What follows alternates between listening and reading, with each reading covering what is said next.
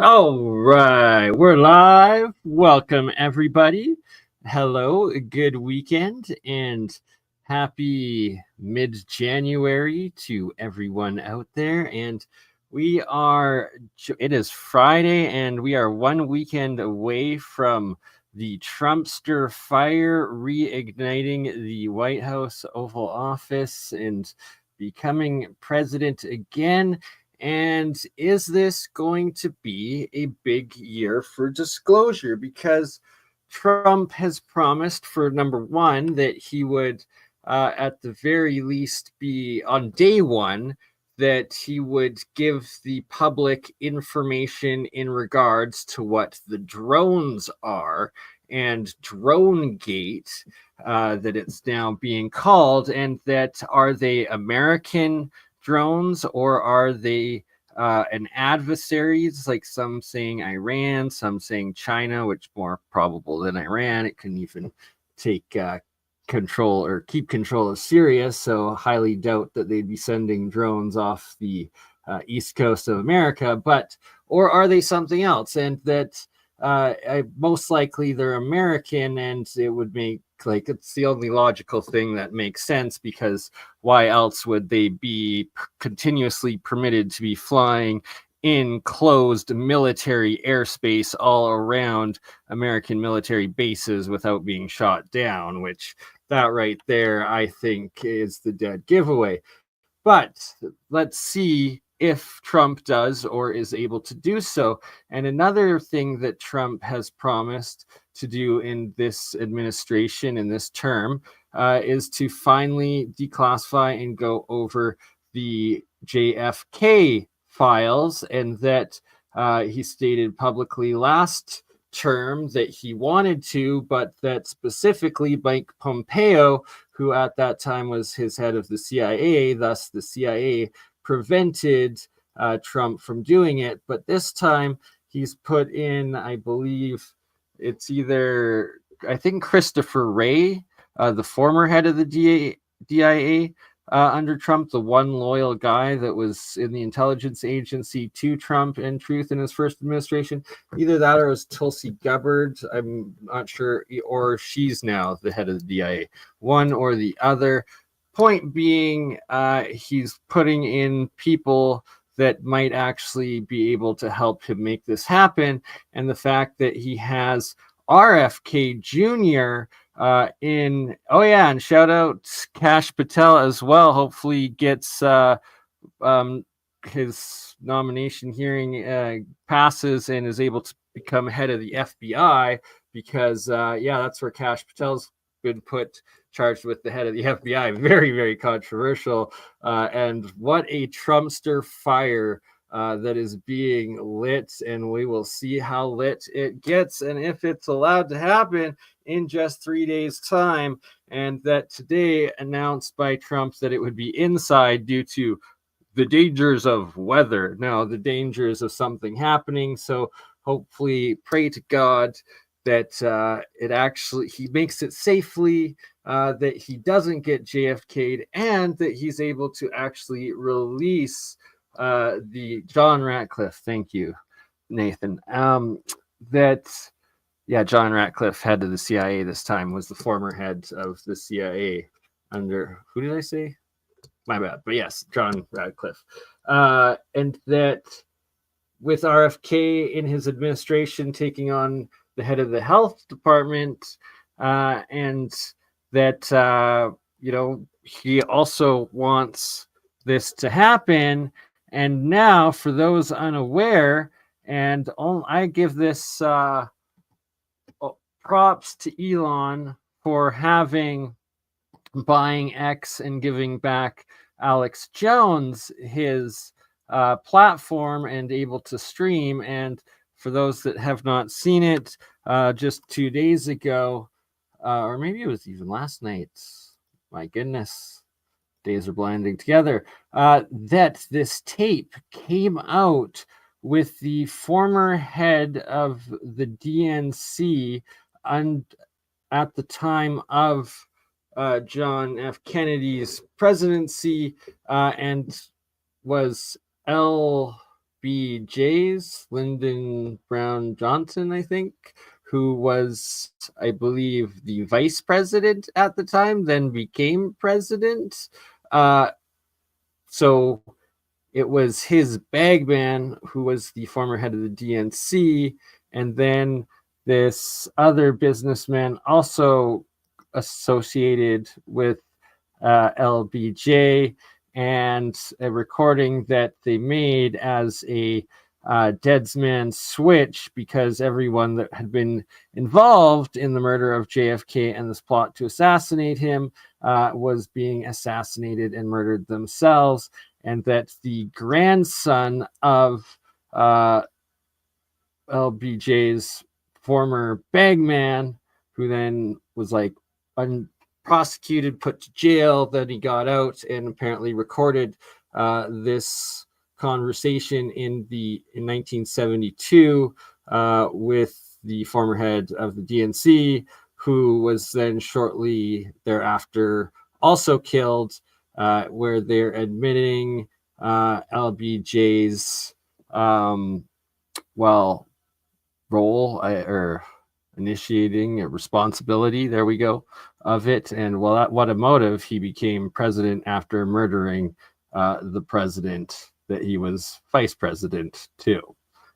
Let me know if you can hear this audio. You're good to see you. How's life treating you today? Well, Saul, it's been a pretty touch and go situation.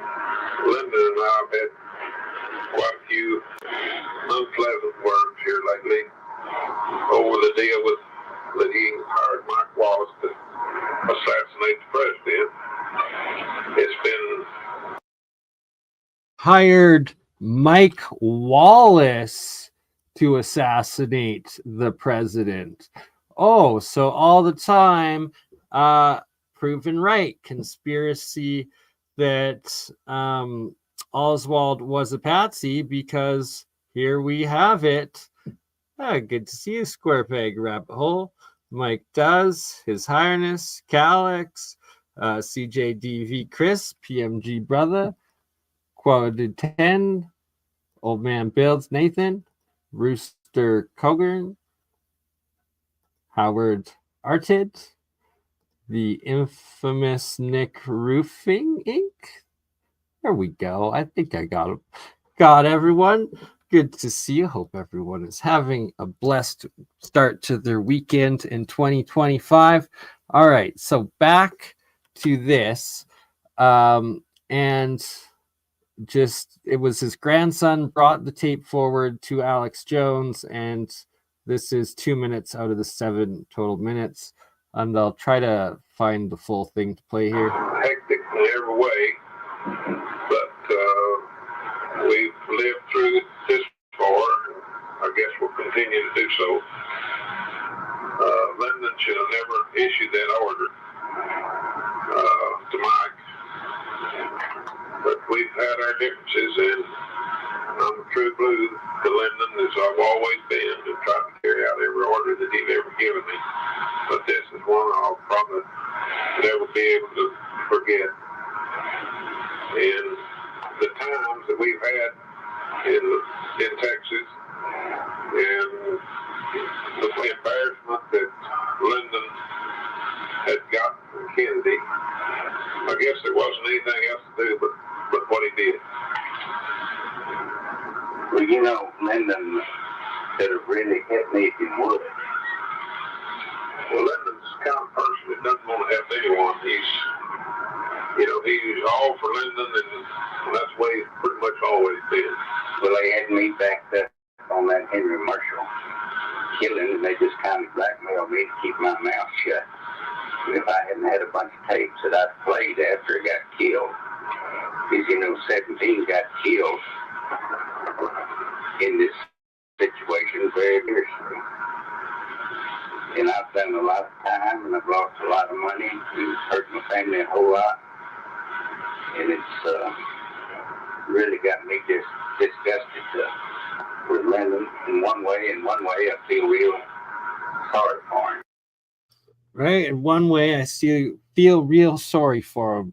Even them regretting their horrid knowledge and participation in the conspiracy and plot that assassinated John F. Kennedy, 60 years ago. And so here's the full video of the Alex Jones broadcast. I will post in the link here, and then I'll try to get it. Oh, welcome, Sterling. And yes, they won that day, and we've all been losing pretty much ever since, and it's just been getting worse to the point that it's that same deep state that brought down those towers against the people and made them fall at the speed of gravity, which physics would not allow to happen. And hey, shout out Shem Jacobs. Good to see you, brother. Tartarian Truth in the house. So yeah, let's play the start of it again here. You have life treating you today. Well, Saul, it's been pretty touch and go situation. Linda and I have had quite a few unpleasant words here lately over the deal that he hired Mike Wallace to assassinate the president. It's been... You watched live. Next day was Oswald live death, right? And he was just a patsy. Mike Wallace, right there. Multiple computers. We've lived through this far. I guess we'll continue to do so. Lyndon should have never issued that order to Mike. Lyndon should have never issued that order to Mike. Mike Wallace issued the order for the assassination of John F. Kennedy.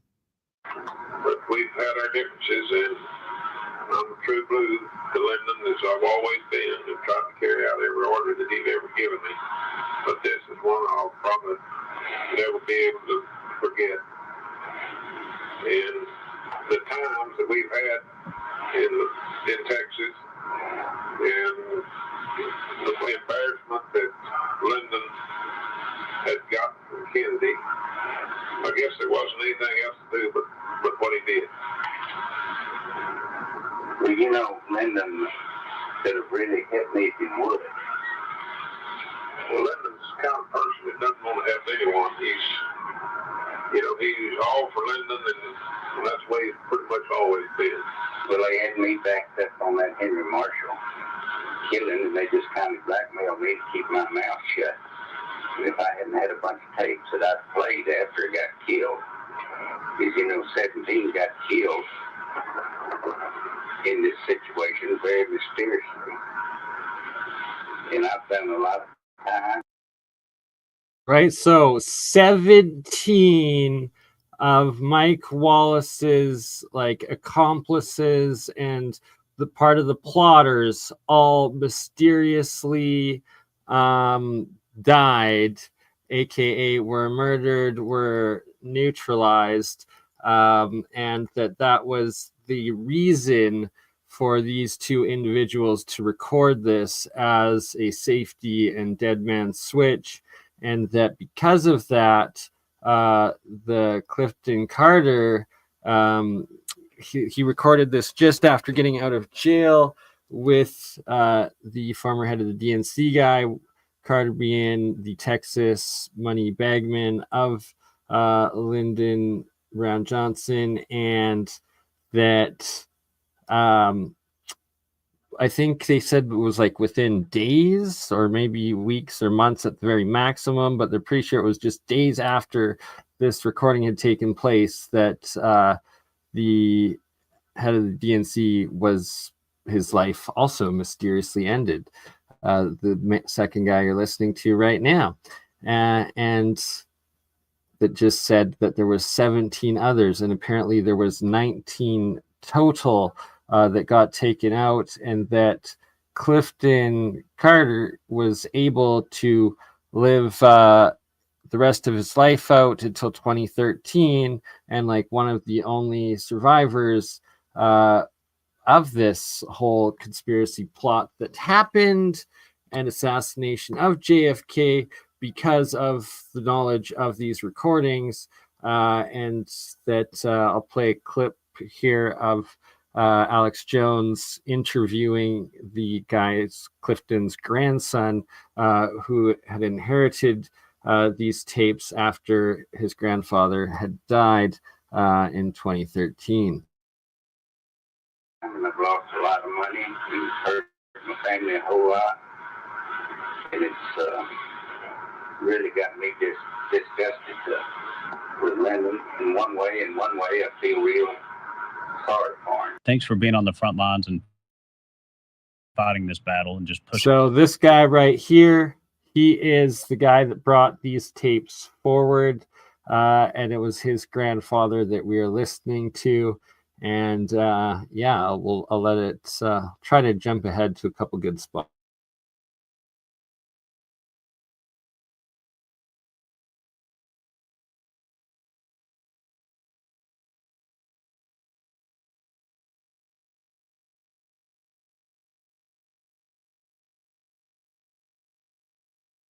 Passed away in like November or something like that of 72. So it's a pretty short window of time of when it would have been recorded.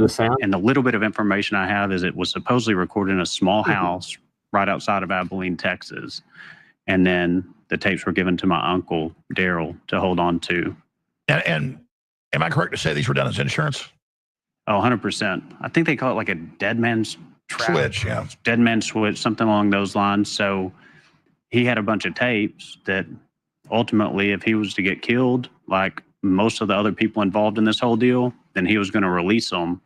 And it would ultimately portray and show what was trying to be covered up. So it was protection ultimately against from LBJ and then whatever other parties were that were backing that machine. And to some degree from the wealth and power that was stolen at that time are probably still utilizing it today against us. And yes, they are. And they tried to already assassinate Trump. I think that's when everything changed. I don't think, I don't know, but I really do not think it was a psyop. I think they actually, like, the guy hit his ear. But who knows? Either way, maybe he's part of this cabal, but hopefully he's not. And that is why we are going to see what sort of Trumpster fire takes over in 3 days' time. And if we get real disclosure in 2025, and everything seems to be pointing that way. And that I was very concerned. My biggest concern out of everything was that Trump would support the Zionist war against Iran and the Greater Israel Project, and that those fears have been set aside now that just yesterday, 4 days before Trump takes office, and apparently it was after the very first. Thank you, Shem. Appreciate the support, brother. You didn't have to do that. It was graciously accepted, though.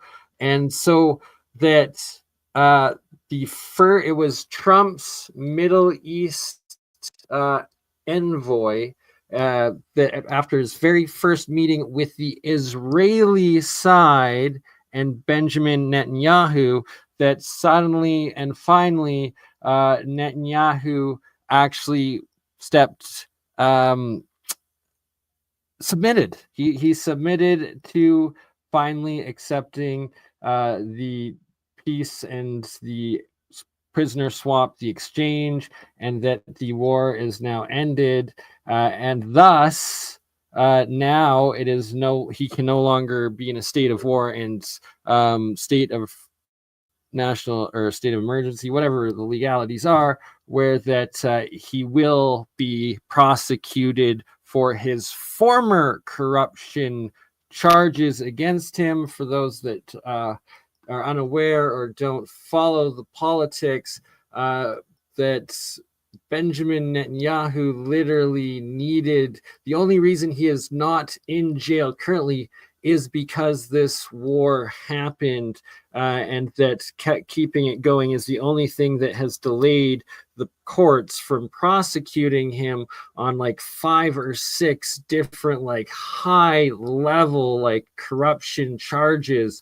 from his career criminality as prime minister of Israel. And that like literally they were like, he was set to go into courts to like get charged and like thrown in jail, and like his wife as well, and that he was only able to prevent that from creating an emergency war cabinet, and thus why it was his interest to keep these wars going as long as possible. And that the fact that they finally accepted this peace deal and the end of the war, and now also the Houthis saying that they would respect it, the Lebanon truce already happening, and that Hezbollah is respecting it, that it actually seems like we might actually have peace, and that Trump is all about making those deals, and that hopefully he will be able to keep his promise of ending the proxy war in Ukraine with Russia as well, and that he really actually isn't a deep state actor. We can only hope and pray, and that's, well, even if he is, because it seems like it, but he's one of the good guys, and that there actually are good guys out there. And yeah, right. So we will see what happens. And the fact that this tape right here and this Alex Jones exclusive, shout out to, and like, the freaking clown show that is America. The fact that The Onion was able to take over and own InfoWars for like 24 hours, and now he's got it back. Like, it's just such a ridiculous, wild world we live in. But the truth is coming out, and the truth will always set you, me, and the world free. And here we have Clifton Carter dead at 53.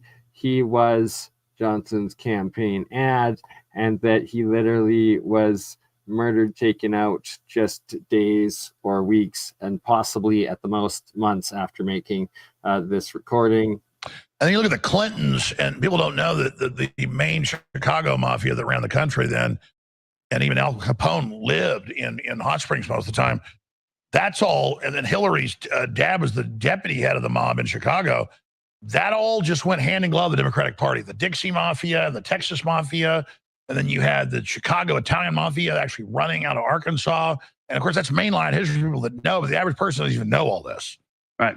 No, I mean, the history is there. Now, you have to look into it. It's a long rabbit trail, but it's fun. There's a lot of books. Barr McClellan, he's one of the guys that got me onto this. He wrote Blood, Money, and Power.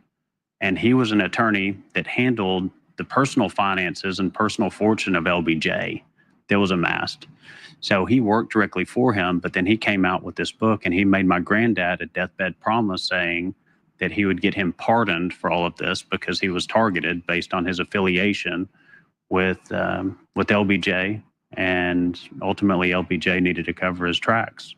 So Barr's done a great job trying to do that. He's been a loyal friend and a good advocate for my granddad over the years. But the information's there. I mean, he wrote a bestseller. Shane, I'm not sure. Actually, you can feel free to email me, and I can try to pass it on to him. I'll post my email in the chat right now. But yeah, I need to get a hold of Ashton myself here. I think hopefully we'll be doing a live stream, multi-stream together with me, him, and AlienScientist Jeremy Reese in the next week or two here. And that Ashton has been doing absolutely amazing work when it comes to, disclosure, the Black Project or budget projects and suppressed and classified technology of our governments. And shout out to Ashton Forbes, great work. And yeah, how far is disclosure going to come in 2025? Are we going to finally reach critical mass where it all comes out at once? Because there is so much of it, and that it is the same deep state actors that perpetrated 9/11 that also perpetrated this crime right here. And it's the full interview is an hour and a half long, but I will play some more clips of it. And then the second half, I will be playing 45 minutes of my interview with Jeremy Reese, alien scientist, and Brendan McNabb, I believe, the other day. Rumors, about LCRA and its founding and what that was about. I think they've got a really good team in there now, good board and all that. They've cleaned it up. But that was LBJ in the Highland Lakes. Yeah, 100%. So there was just a lot of fraud and corruption. And, one of the stories is LBJ would call, I'm talking like 1 a.m. to my granddad in Pecos and want him to get on a plane. And he'd be like, GD, he'd say the whole word, but GD, Billy, I need this $230,000 up here in DC by tomorrow morning. I'm meeting with these guys. I got to have that money. And my granddad, one of the wealthiest guys in Texas, supposedly worth $600 million at the time, would then wake up. That's like $50 billion today. I mean, that's when 600 million was 600 million. You know what I mean? So he'd jump in his car, get his driver, go wake his banker up, go get the money, hop in the plane, and go up there. That's how powerful LBJ was. And ultimately, my granddad's fascination with him was not necessarily his position or whatnot, but he said he had never seen anybody wield power the way that he wielded power.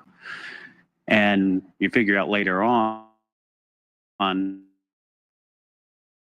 how he did it and why, but he was just flat out abusive towards folk who he could.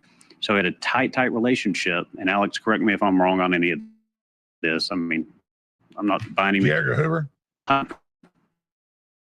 So they had, of course,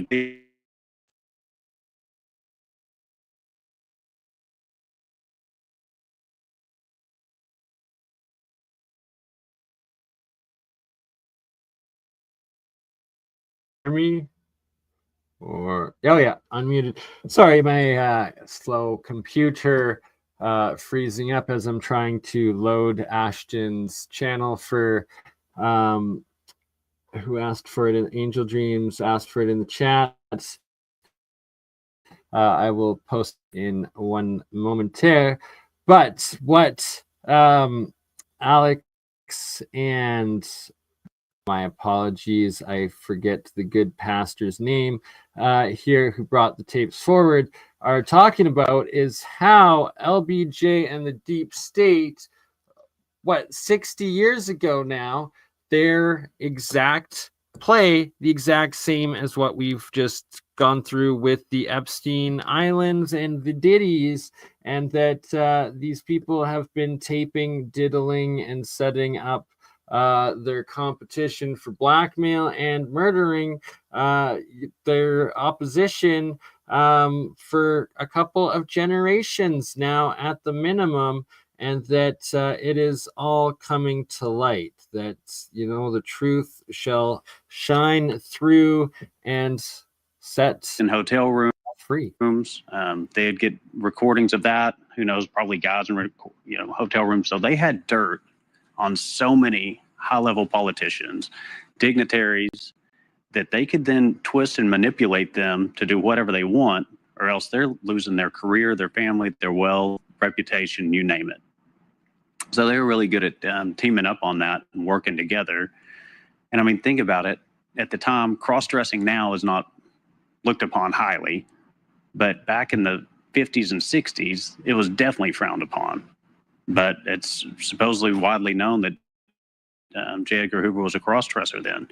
So they were able to cover all of this up and get away with really whatever they wanted to. And now it's the pedophilia they use to control everybody. 100%. Yeah, they get them and get dirt on them. And, you're going to have a hard time getting out from under that. So they, the cotton allotments, you know, the way I understand it, the only way that you could continue to build a cotton empire, or perhaps the cotton empire got attacked. So his grandfather that he's talking about, who recorded these tapes and that kept them as a dead man switch, was in the original cotton empire of Texas. And that because of being, so he was the richest man in Texas, and like the right before I had paused this, he was talking about how LBJ would call his grandfather up 60 years ago in the middle of the night at 2 a.m. and have him flying with briefcases of cash to meet him in Washington, D.C. by morning. Like the richest man in Texas. This guy was an absolute like elite, yet LBJ had that sort of control over him, and then ended up losing everything, being prosecuted and persecuted because of his role in being part of LBJ's original crime syndicate, and that he's bringing these recordings forward to the public as it was his grandfather's wish, it's his family's wish, and that they want to set things right. They want the truth to come out. They want the nation to heal, and that you can hear it in their genuine voices and their testimony of regretting how it all happened, and that they were part of it, and just the horridness of the crimes and mafia state thuggery that is the deep state that runs, well, the USS of A. Is they were trying to make it fair and tell people you can only grow this much cotton, or we'll pay you to not grow cotton. But if I understand it, my granddad had all of this land and this cotton empire, and this was messing with it. So he created this scheme to where he would take his land and sell it to a farmer. That farmer, in turn, did not have to pay any money down, but they were the owner of it. Then my granddad, in turn, would lease the cotton rights to that, the cotton allotments, or essentially buy them.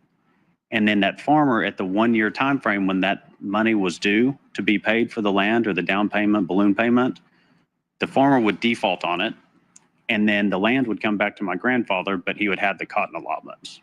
So the farmer was making some money. They were going through all of this, and like straight up give it up the crimes of his grandfather, who is, you know, long dead for a decade now, and all of the wealth, land, and well, I guess property and ownership have all been long taken away from his family. So he's given full disclosure on the history of his grandfather and what happened, and how they control these people. Like this guy, his grandfather was worth $600 million 60 years ago. Like that's wild, just wild. What definitely was a top 1% for sure.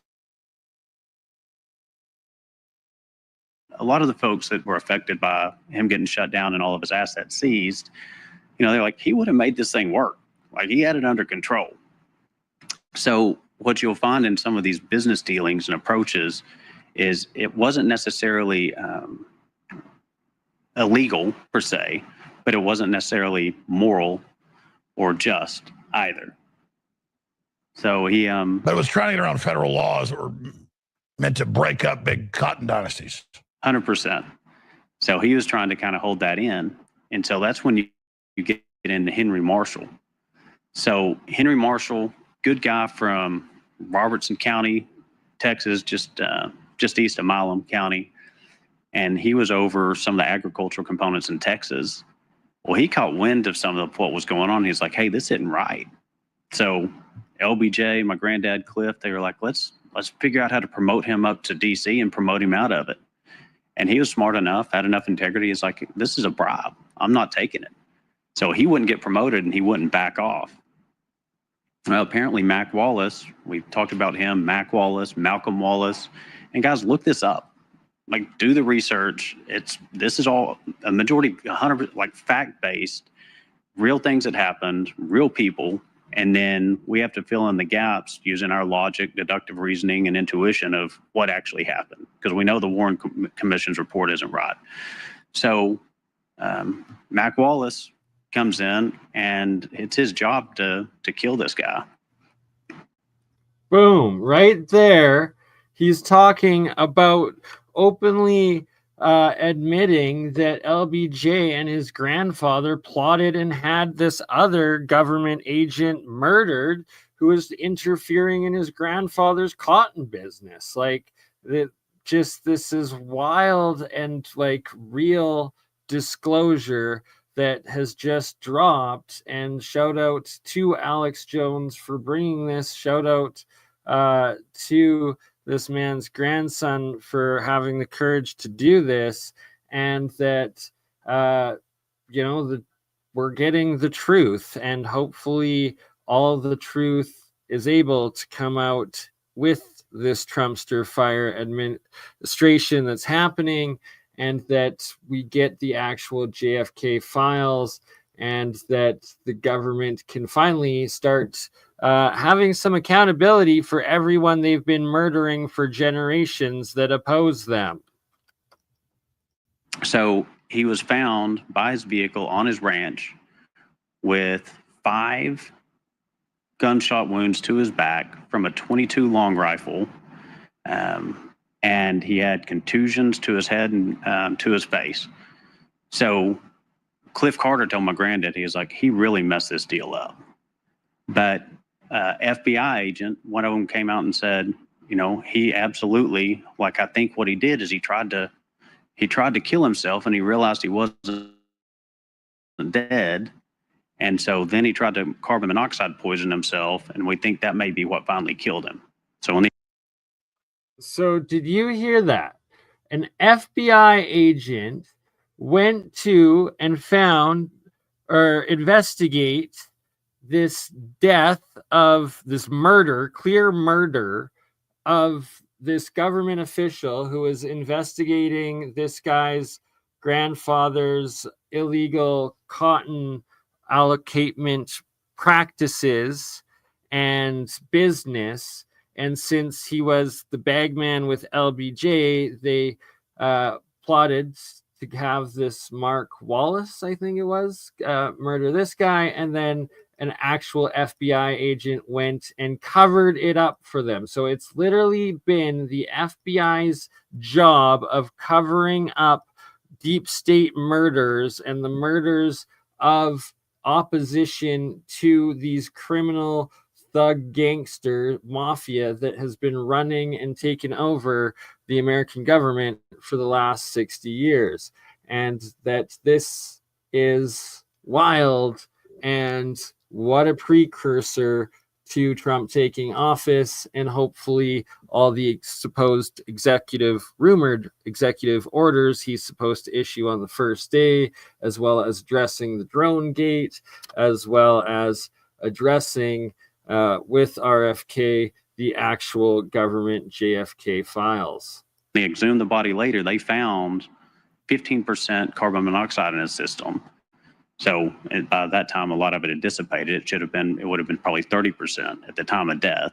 Point is, they were killing a lot of people. We're going to air the tape here in a moment. But by this time, though, your grandfather and the former head of the DNC, LBJ's right-hand man, are talking about it. Yeah, LBJ's killing everybody.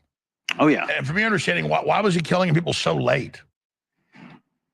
Well, as they started to ramp this deal up against my granddad, they had to start figuring out a game plan. And I've heard 3 different numbers on the tape. I think they say 13 people were killed very mysteriously. I've heard from another source that 17 people were killed mysteriously. And then it seems like as a kid, I was told that it was 9. So the numbers all over the board. But bottom line is a lot of people. And even so, it was my granddad and 2 other individuals that were all charged and were going to go to prison.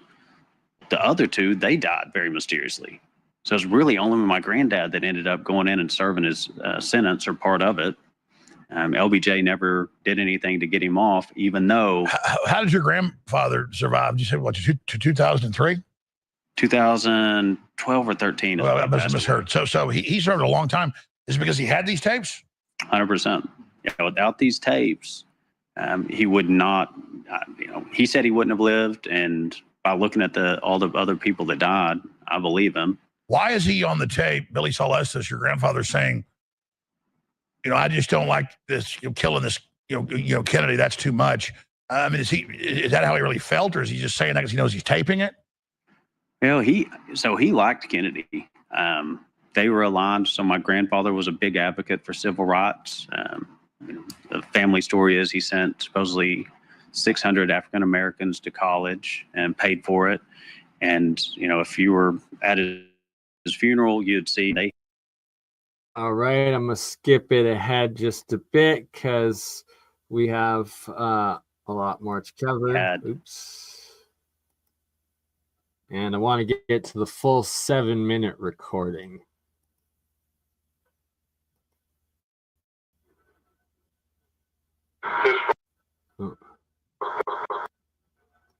How I got involved is it came to me just because I'm Let me know if you can still hear the sound. Our family struggled with that. You go from being the wealthiest, one of the wealthiest families in Texas, having all that wealth taken from you. So all their wealth was taken from them. He was, as a child, he was like traumatized from going with his dad and I think part of the rest of the family to pick up his grandfather when his grandfather was released from jail, and that he was like always teased that he was like the family of a convict and like all of their wealth was taken, where they went from riches to rags, I guess, and that that's part of their motivation of coming public with this is to try to set things straight. And I think that is commendable. And this guy claims he's a pastor. He claims to be a man of God, and I believe him. And it's God's will that the truth shall prevail in the end. In fact, Morris Jaffe, so a Jaffe family out of Horseshoe Bay, he bought, I think, $200 million or $100 million worth of my granddad's assets for $7 million. And that's kind of really helped that family out. I don't know them, but I don't know that they appreciate that or look back on it. But either way, and they took that and ran with it. So, who had the motive back then? And obviously, it's simple to figure out if you start to put the pieces together and have all the facts. Well, I mean, look, it's we aired simultaneously with George Norrie with the son of E. Howard Hunt, the deathbed confession. And Hunt got arrested that day there. He was there. It was on record. And Wow. He was the leader of the plumbers and all the rest of it. Later, they basically set up Nixon. But just amazing stuff. So, yeah, it's accurate. So here's the tape. This is your grandfather, Billy Celestis, with Clifton C. Carter, former head of the DNC. Billy Celestis, I guess. Probably didn't pronounce that right, but Billy being his grandfather. And so shout out to Alex Jones and shout out to this guy for coming forward, the courage that takes. And here is the full 7.5 minutes of the actual tape. And the back man of LBJ, and this is what, 1971 or so, of the son of E. Howard Hunt, the deathbed confession. And Hunt got arrested that day there. He was there. It was on record. And Wow. He was the leader of the plumbers and all the rest of it. Later. Sorry, I tried rewinding it to the start. I didn't mean to bring it back that far, but just so you get the full explanation of who this guy's grandfather is and the other leader of the DNC, Clifford Carter, I believe, before it plays. But right here, Alex Jones was telling another story of corruption, I believe, with I think it was the Texas Hunts. I'm related to all the Hunts. My great grandma Mima Hunt was of the New York hunts, and I actually have a picture of myself at 2 years of age with my great-great-grandma Mima Hunt still alive, my great-great-grandma Jane Bauer Hunt, and then my grandma Clara Green, and then my mom and myself. It was something else. But I'm getting off topic. Back to Alex and this crazy story of disclosure. And here's the 7-minute tapes implicating the murder of JFK by his vice president, Lyndon B. Johnson, and what a motive. And they go over the motives, and just wild. Basically set up Nixon. But yeah, just amazing stuff. So yeah, it's accurate. So here's the tape. This is your grandfather, Billy Saul Estes, with Clifton C. Carter, former head of the DNC and the bagman of LBJ. And this is what, 1971 or so? And to the best of my knowledge, so it clearly would have been after my granddad got out of prison, and it obviously would be before Cliff Carter died. And so you've got this little window of, I think it was 1972, where my granddad got out in March and Cliff died later on that year. And you can hear him talking, and he's like, Cliff, I'm so sorry to see you so downtrodden. And well, I know a lot of the backstories for people that don't even know this in the news, but my grandfather knew LBJ. I would say they were friends, but he knew him and talked to him, and they saw each other and stuff. And they would both go to the Steiner saddlery shop. All right. Yeah, get his hats or something over downtown. Yeah, and the point is, I heard so much from my grandfather, and then you know, the Steiners are closely related to the LBJs. Oh yeah, I know Bobby, those guys well. I mean, they're actually related to him, you know, like blood wise. I did not know that. It's crazy. But the point is I get to hear all those stories, the ones nobody knows. But the larger issue was how depressed he was after Vietnam once he wasn't president, and how bad he felt, and he grew his hair out and smoked pot and all that. And that was part of it. You kind of hear it on the tape. Yeah, he feels real bad, and he, you know, so I know backstory that I'm listening to the tape that nobody would even know. Does that make sense? Yeah, and see, I don't know that history. So when you were saying he grew his hair out and started smoking pot and doing all this. Wow. So, no, this is September 23rd, 1971. Clifton C. Carter's dead. They were saying 72. No, it's 71 that literally right after this recording of him was made, dead. That's the first time I've heard it. That's how much I've tried to hide from it all. Yeah, well, my family all lived here. It was a small town comparatively then, yeah. It's there's more. I'm not going to tell it. But the point is that it's something else. Let's go ahead and then go to the tape. This is exclusive. Here it is.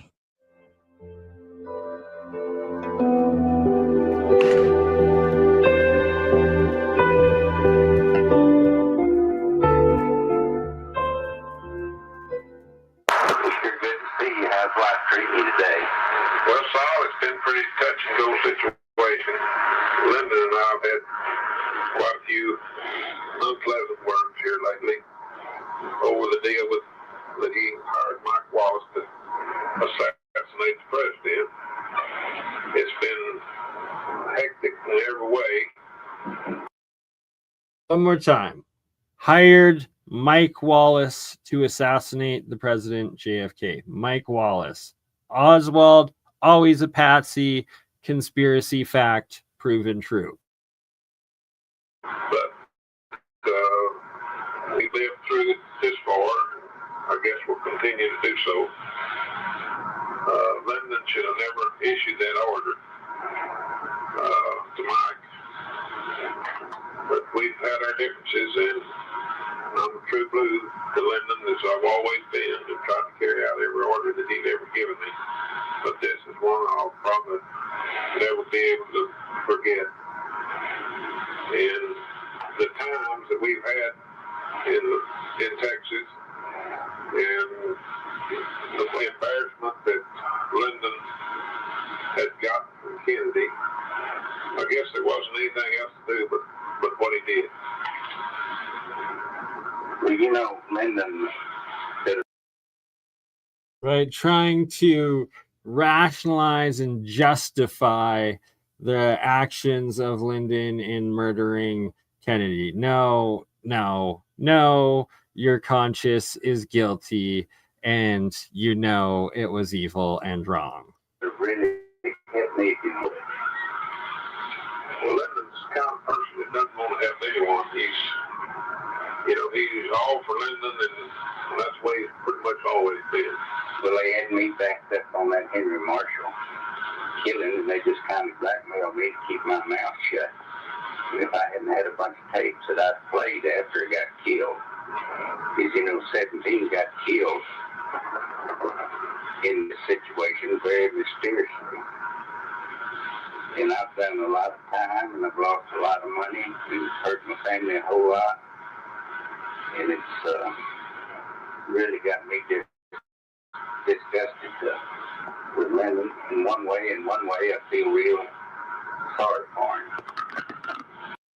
Right, like you forgive your worst enemies. You feel sorry for the guy that literally kills him days or weeks later after they recorded this. Shout out City, shout out Aaron Corbett, shout out Corky Goss, shout out Prophet Nigradamus, Bob John, His Highness, and everyone else watching. Wally Tango Foxtrot, Mike Does, everyone here.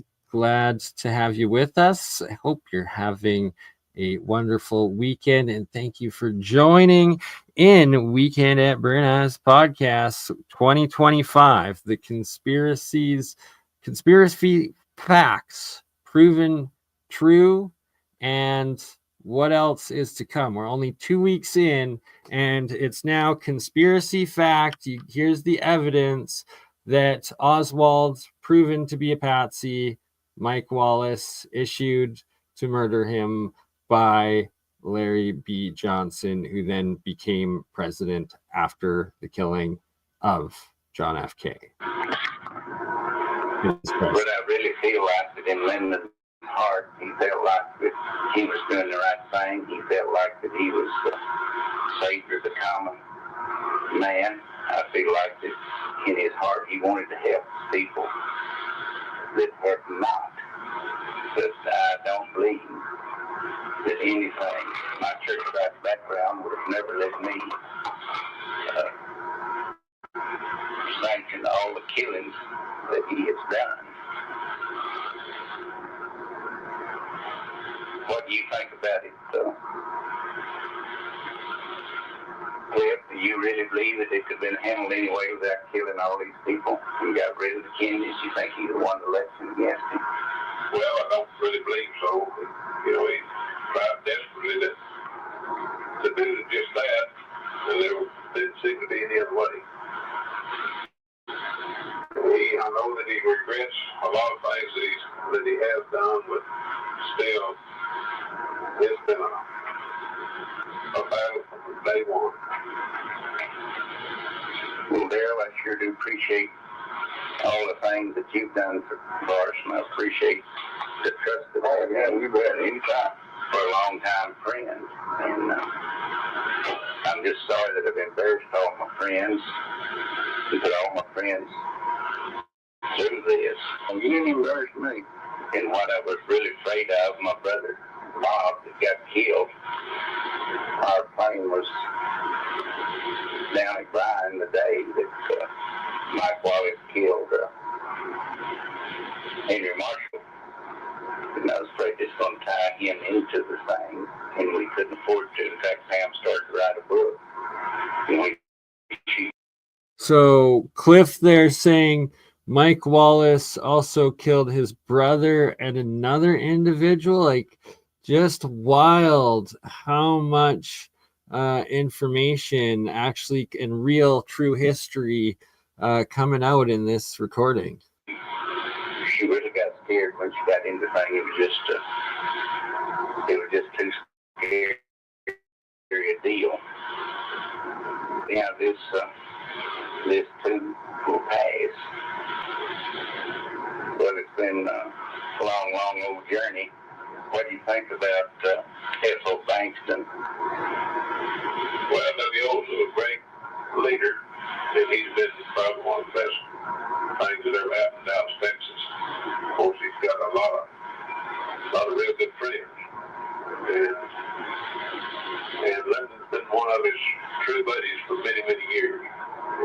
everything that he just has to have the oversee that it's done.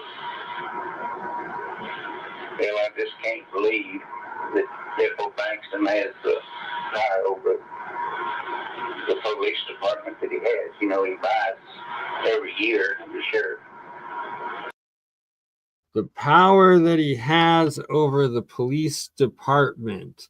Another staunch admission. They buy the local sheriffs, and earlier his grandson talking about the FBI going and covering up another murder of theirs, calling it a suicide officially. Just like the suicides of the recent AI whistleblowers, the recent Boeing whistleblowers, Seth Rich, and so many others. And all the truth needs to come out, and the criminals, the gangster criminals of the deep state, need to be punished for their crimes and held accountable to humanity. Buys him a brand new car, Bill Decker, and I just don't see how politically that he can get with it. But nobody will ever understand. And really, in the early years, I thought that Lyndon really had a mission from a higher power, who I choose to call God, to carry out a lot of things for the common people. And I really believe in his heart that he thought that he was destined to rule the people. How do you size up Lyndon Cliff after all these years of horror? Well, actually, Lyndon's just been kind of going downhill health-wise and politically wise. He's just wore out. And I feel like he's come to his end of his rope. But all these things that's been eating on him for all these years have just now taken its course. And I feel like Lyndon's done a lot of good things in his life, and he's done a lot of bad things. Cliff, I hate to see you so downtrodden and so discouraged. And I just hope that you can get a hold of yourself and not be so tore up. But anyhow, let's go in the house and let's have a coffee and something to eat. Okay? Sounds good to me. Oh. All right. And yeah, you never saw LBJ with the longer hair. We got shots of it here. But the point is, that's what was going on. So you're looking at the initiator of the plot and murder of the former president, John F. Kennedy, Lyndon B. Johnson, right there, and just wild. All right, we are halfway through the show, 1 hour in. Shout outs to Alex Jones. So Shane Stevens, there we go. This is the pastor and grandson of Billy Stevens, I guess it was, the former cotton mogul of Texas, and Clifton Carter, the former head of the Democratic DMC, and aide to LBJ. And we'll listen a couple more minutes. I think this is a good part. From my family to his family. Unfortunately, he wasn't able to get on and listen to it, but I do hope that it's received well. And he was talking about how he tried to reach out to RFK Jr. Just a few days ago, trying to get him this tape before going public with it with Alex Jones. But sadly, RFK is just so busy in the final days of putting together his health cabinet or whatever part of the administration he is. But yeah, that is how raw of disclosure this is right here. And right, I look forward to hearing and seeing RFK's reaction to finding out and hearing this information. Right spirit, that it's in the spirit of healing our country and It's not about throwing people under the bus or. Well, Trump has tried to declassify a bunch of stuff. The CIA basically said they would, but then didn't. Oh yeah, I mean, they call it back. They would take his executive orders to and throw them in the trash. So it's going to be different this time. That's why they're so scared. He's getting a bunch of good people in there. And I think they're probably going to release all this. I mean, I think Cash has said he is. He will be. So Right, they're afraid of Cash. This is perhaps a precursor to what's coming, and ultimately the full truth, which from there, hopefully our country can grow. The divide of everybody listening to the media and getting torn and pulled apart and believing all this nonsense, hopefully that goes away to some degree and we can get back to common sense, good faith. That's right. Well, you have to admit that evil exists. Bob, John, you're misunderstanding and you misheard it. In the recording, Cliff and his grandfather literally state that the reason for JFK's murder by LBJ was that JFK kept sidelining him, embarrassing him publicly, and that he stated, that son of a bitch never going to be able to embarrass me again after this day, or something like that on the recording. And yeah, you got mistaken that the person that got murdered over cotton was just another individual that was murdered for his investigation into Billy's cotton business empire in Texas, and that as a favor to this guy's grandfather, LBJ got their same assassin guy hitman to go kill the government agent that was messing with his friend's cotton business, and that it's just implicating LBJ in several murders, as well as his grandfather, right? And that that they want the truth to come out. And like, why would this guy lie? What would this man's motive be to come out and lie and sully his grandfather's name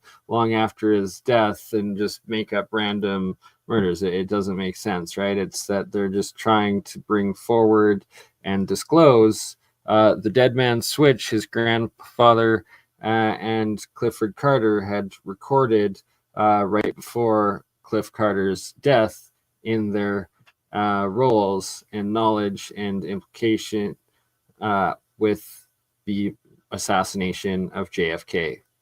Defend ourselves from it, but good is also there as well.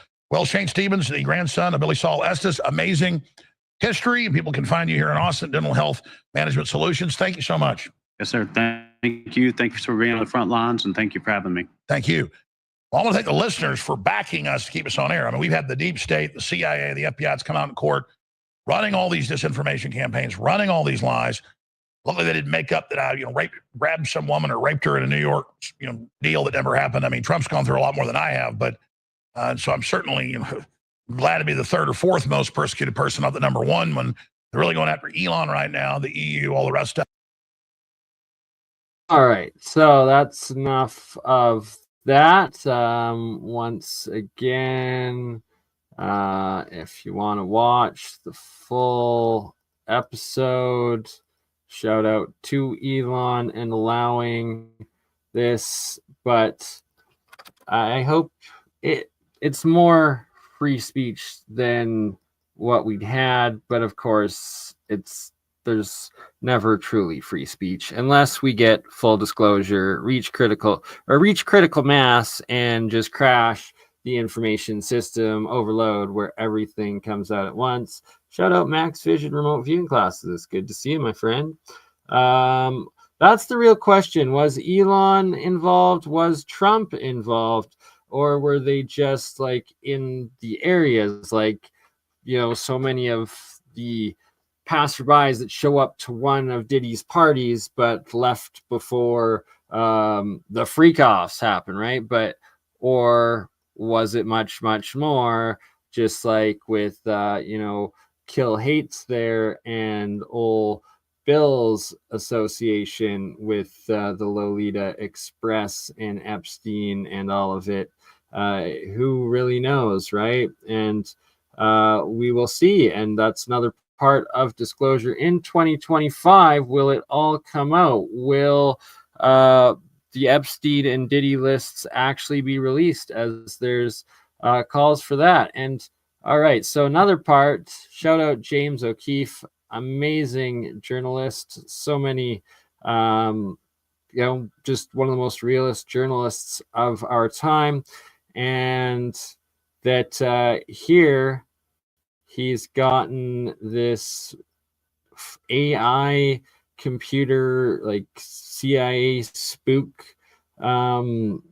director dude, divulging a plot against Trump days before Trump takes office, trying to turn all the generals against Trump. Just wild. If you haven't seen this, we'll play a little bit of it here. And thank God James O'Keefe was able to get this undercover girl reporter. And like, was this guy so desperate he gave this up on the first date? Or like, I hope this poor girl didn't have to do things to get this information, but if she did, either way, she's a hero.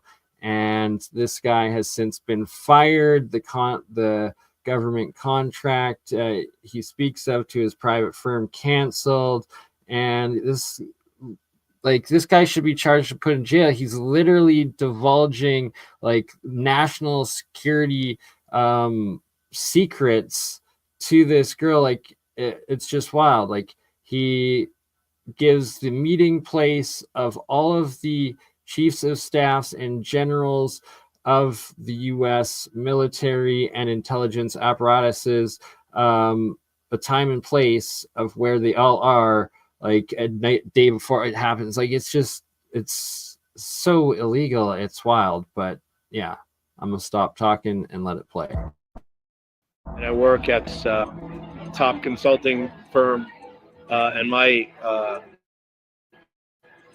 client is the Pentagon. So I'm embedded in the Pentagon. I work on staff, which is the top military command.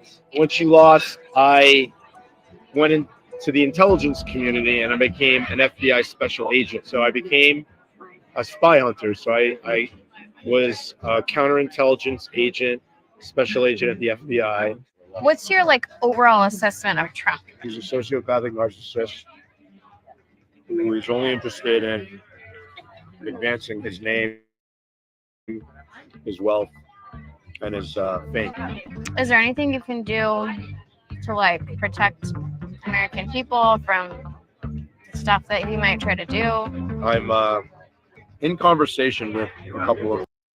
All right, Jamie Menina, Senior Advisor, Joint Staff, Department of Defense, former Special Agent, FBI, former Special Assistant Hillary Clinton. Like, so this guy is literally like probably the former Clinton cleanup crew captain. Like, just as we had previously heard about an FBI agent cleaning up LBJ's murder of some dude investigating Billy's cotton business in Texas. There's the Clinton kill list of all who've been suicided that were investigating or calling out the Clinton crime syndicate. And this guy being former special assistant to Hillary Clinton, former special agent FBI, wouldn't surprise me at all. And praying that Kash Patel is true to his word and gets in as director of the FBI and cleans that corrupt rat hole up. Retired generals to try to explore what we can do. Who were the retired generals that you were going to talk to? They're like 1, 2, or 3-star generals and admirals. You probably know maybe 4 stars. So I also have a big day tomorrow, probably the biggest day of all. So we have this huge meeting with military leaders in a very secure room called the Tank. Ooh. So we have a tank meeting, and like all of the top leaders in the United States military tomorrow on my topic that I prepared. So it went well. I think it went well. Very sensitive information. We're gonna have to keep it between us. All the military leaders, all the top military leaders, and the heads of staff and generals tomorrow in one place in the tank. Well, you know, foreign governments would know where that is, or people looking to do harm, and like they're just giving it like, is this a first date? Like, you're giving this all up on the first date? Well, yeah, dude, she you hard, bro, because you lost your contract, you got fired, your clearance is probably gone, and you might be facing criminal charges. He definitely got effed on his first date by her after he gave it all up to her. Specialize in artificial intelligence and emerging technologies like quantum, cybersecurity. Yeah. What's quantum? I haven't heard of it. Quantum is incredibly fast supercomputing that doesn't yet exist, but will soon exist. And when it does, it will change. See, I find this fascinating because he states, and this guy would probably know from his position in there, that quantum computing doesn't yet exist, but soon will. But he's saying that it currently isn't actually running or exists, so that yeah, nothing. There's no actual quantum computer running out there yet. Like, it's right. Like, yeah, makes sense. Everything. Hegseth. Except yeah. Hegseth. Who's that? Secretary of Defense. He's cheated on all of his wives, all his girlfriends. He's had some sexual assault allegations. He's an alcoholic. There's a lot of observations of him drinking. You're not a spy? You're not trying to, like, collect information from me? I wish I was. That'd be cool. He's like, yeah, I'm gonna get some tonight. No, she's exactly that. That's why you're this desperate. You're giving it all up on, I hope it's not the first date. Like, Well, with me, literally with a former FBI agent, so you're gonna be safe.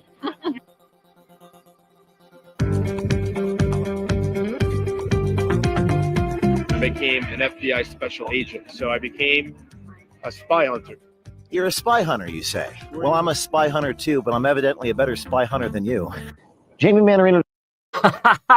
Oh god, that is like the ultimate James O'Keefe roast. Like, wow, that you say you're a spy hunter. I'm a spy hunter too, but apparently I'm better than you. And literally, yes, you got all that info out of this supposed spy hunter on, like, it had to have at least been a second date. Like, is that, like, I can't believe that, like, is this guy is that big of a douchebag? Like, he is like the 40-year-old virgin that is that desperate that, like, gave it all up and himself on his first date. Like, Describes how he met Hillary Clinton in the mid-2000s when he was here at George Washington University pursuing a master's degree.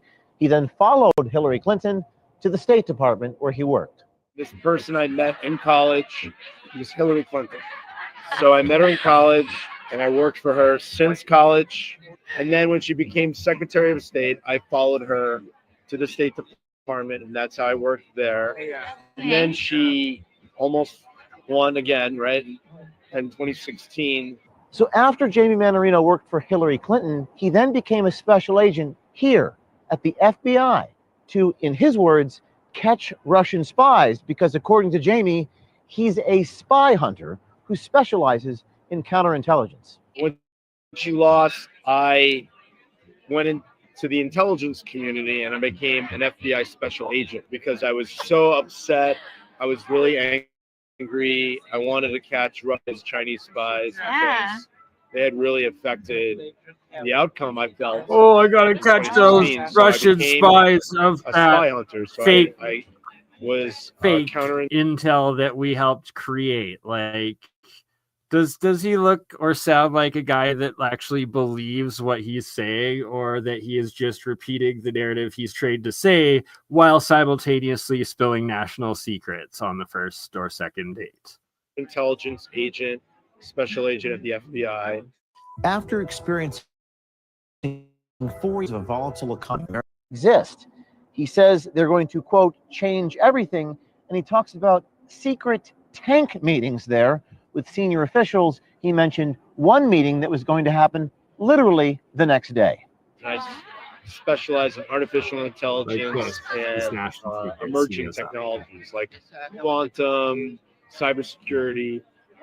Yeah. What's quantum? I haven't heard of it. Quantum is incredibly fast supercomputing that doesn't yet exist, but will soon exist. And when it does, it will change everything. So that's what I do. In their first encounter, our undercover reporter met with Jamie inside this Spanish restaurant where we set up a hidden camera inside. I myself was in disguise, sitting at the bar, getting camera B, and the spy who hunts spies disclosed all the information about the secret meetings with our undercover journalist. So I also have a big day tomorrow, probably the biggest day of all. So we have this huge meeting with military leaders in a very secure room called the Tank. Okay, so this guy thinks like the night before the biggest day of his life and the biggest meeting of his life, he's like gonna take home this girl and like is just spilling it all. Like, what are you doing, dude? Like, what a freaking mess of a human. So we have a tank meeting with like all of the top military tomorrow on my topic that I prepared. Are you serious? So I have to go to that meeting, and Wait, I'm getting nervous for you. I've waited 3 years. 3 years, and now it's finally gonna happen. Yeah. So like the chairman of the Joint Chiefs is the #1 military officer for the United States. Okay. He's leading the meeting. The vice chairman, the director of the Joint Staff, every commander of all the commands, so European Command, African Command, Northern Command, Southern Command, Pacific Command, Cyber Command, Strategic Command, and Transportation. Like the odds and the amount of times all of those people are in one spot at one time have got to be so freaking low, and like the risk of giving up that information, like that is just so ridiculous. Like literally all the entire top like military structure leadership of America in one place, and he's giving up where they're all going to be at what time. Like it just, wow. Oh, and then Special Forces. Wow. Yeah, and Space Command.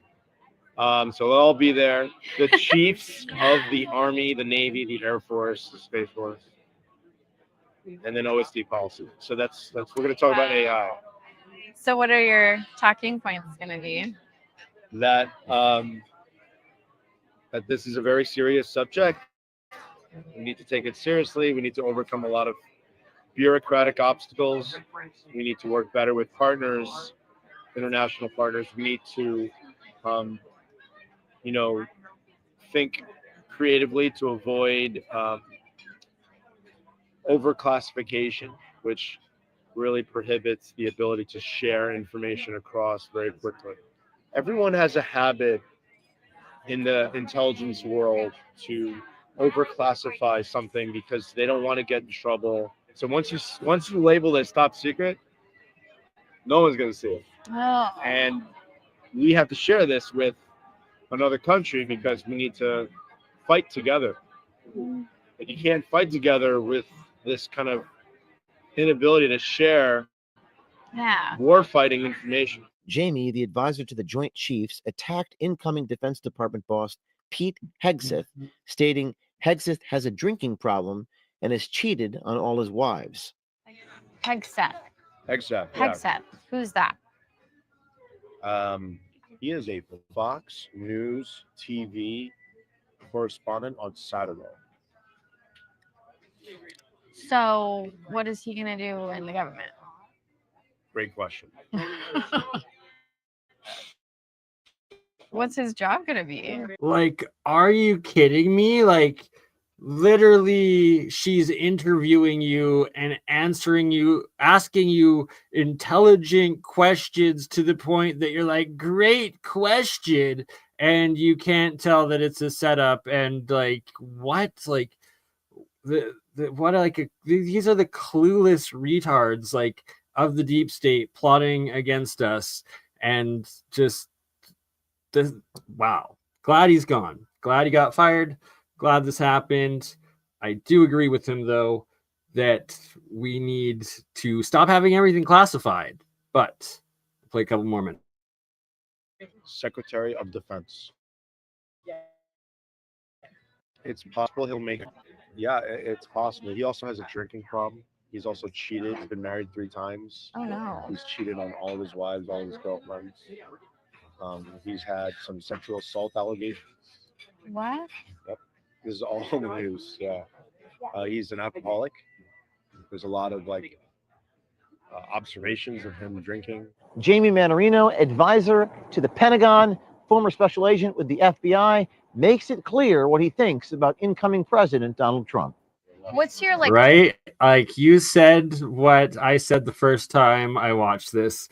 That's hilarious.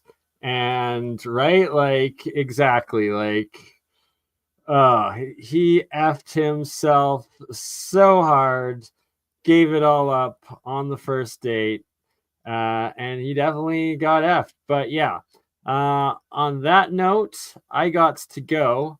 I had intended on playing the 45 minutes of my discussion with Jeremy Reese, AlienScientist, and Brendan the other day, but I don't have time and took too long on this, but it was a great episode.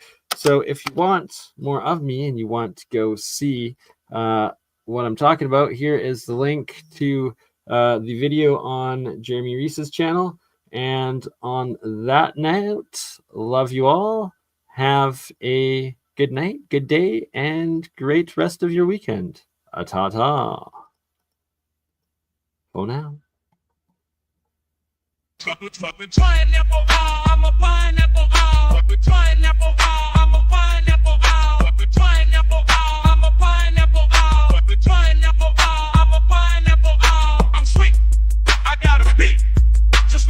You crazy mother. Yeah. It's just burning.